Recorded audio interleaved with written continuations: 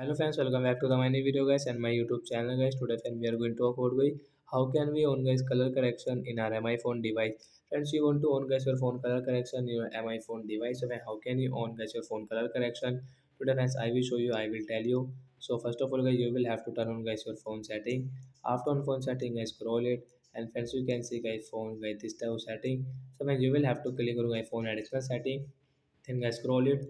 Accessibility setting guys tap here. Guys click on vision setting and guys scroll. Friends you can see phone color correction guys tap here. Friends you want to use, you want to on, so you can on from here. After on guys color correction, your screen and friends your icon color will change in your phone. Like that guys, you can see your phone will like that.